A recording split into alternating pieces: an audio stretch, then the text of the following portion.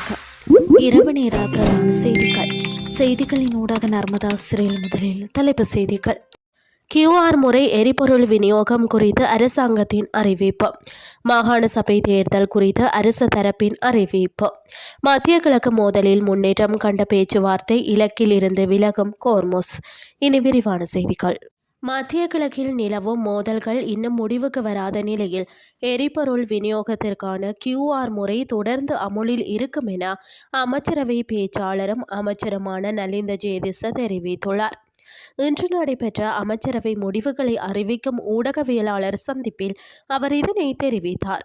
எரிபொருள் தொடர்பான பிரச்சினை இன்னும் தீர்க்கப்படாததால் எதிர்காலத்திலும் QR முறையின் ஊடாக எரிபொருள் விநியோகத்தை முன்னெடுக்க வேண்டிய நிலை ஏற்படலாம் என அமைச்சர் குறிப்பிட்டார்.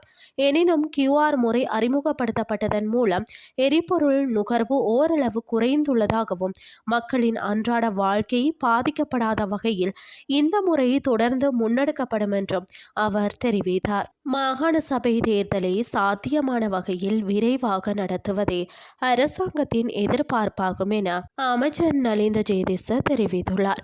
நாடாளுமன்ற உறுப்பினர் நிலந்தி கொட்டக்கச்சி மாகாண சபை தேர்தல் நடத்தப்பட மாட்டாது என அண்மையில் வெளியிட்ட கருத்து தொடர்பாக இன்று நடைபெற்ற அமைச்சரவை முடிவுகளை அறிவிக்கும் ஊடகவியலாளர் சந்திப்பில் எழுப்பப்பட்ட கேள்விக்கு பதிலளிக்கும் போதே அமைச்சர் இதனை குறிப்பிட்டார்.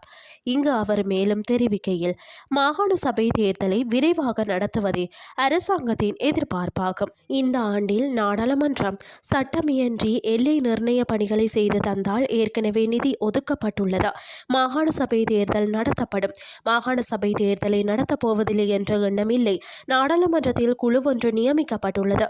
அதன் மூலம் அந்த நடவடிக்கைகள் இடம்பெற வேண்டும். தேர்தலை நடத்துவதற்கான சட்டம் இல்லாமல் தேர்தலை நடத்த முடியாது. சட்டத்தை நாம் விரைவாக நாடாளுமன்றத்தில் நிறைவேற்ற வேண்டும் என தெரிவித்தார். இனி வெளிநாட்டு செய்திகள். ஈரானுக்கு எதிரான அமெரிக்க இஸ்ரேலிய போர் மற்றும் அமைதிக்கான வழி ஆகியவற்றில் கவனம் செலுத்திய பேச்சுவார்த்தைகளில் பாகிஸ்தானும் ஈரானும் குறிப்பிடத்தக்க முன்னேற்றம் கண்டுள்ளதாக பாகிஸ்தான் உள்துறை அமைச்சர் மொக்சின் நக்வி தெரிவித்துள்ளார். தெஹ்ரான் பயணத்தின் முடிவில் பாகிஸ்தான் உள்துறை அமைச்சர் செவ்வாய்க்கிழமை இந்த விடயத்தை தெரிவித்ததாக சர்வதேச ஊடகங்கள் செய்தி வெளியிட்டுள்ளன. மேலும் பதற்றம் அதிகரிப்பதை தடுப்பதற்கான நடவடிக்கைகள், கோர்மோஸ் நீரிணையை மீண்டும் திறப்பது மற்றும் மோதலை விரைவாக முடிவுக்கு கொண்டு வருவது ஆகியவற்றில் இரு தரப்பு பேச்சுவார்த்தைகளும் கவனம் செலுத்தியதாக பாகிஸ்தான் இராணுவ தளபதி அசீம் முனீர் மற்றும் ஈரானிய ஜனாதிபதிக்கும் இடையேயான சந்திப்பு குறித்து பாகிஸ்தான் இராணுவம் வெளியிட்ட அறிக்கையில் தெரிவிக்கப்பட்டுள்ளது. பிராந்திய அமைதி மற்றும் இந்த சர்ச்சைக்கு பேச்சுவார்த்தை மூலம் தீர்வு காண்பதற்கான வழி குறித்தும் இரு தரப்பினரும் கருத்துக்களை பரிமாறிக்கொண்டதாக அந்த அறிக்கையில் மேலும் குறிப்பிட்டுள்ளது. ஈரானிய ஜனாதிபதி தனது அரசாங்கத்தின் கண்ணோட்டத்தை வெளிப்படையாக பகிர்ந்து கொண்டதுடன் மேலும் சம்பந்தப்பட்ட பிரச்சினைகள் குறித்து நாங்கள் மிகவும் ஆக்கப்பூர்வமான கருத்து பரிமாற்றத்தை மேற்கொண்டோம் என்றும் முனீருடன் தெஹ்ரானுக்கு சென்ற உள்துறை அமைச்சர் தனது எக்ஸ் தளத்தில் பதிவிட்டுள்ளார். அலுவலக நேரத்துக்கு வெளியே கருத்து தெரிவிக்குமாறு விடுக்கப்பட்ட கோரிக்கைகளுக்கு வெள்ளை மாளிகையும் அமெரிக்க வெளியுறவுத்துறையும் உடனடியாக பதில் அளிக்கவில்லை என சுட்டிக்காட்டப்பட்டுள்ளது.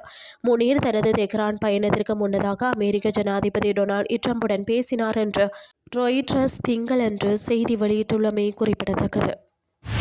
செய்திகள் யாவும் நிறைவடைகின்றது.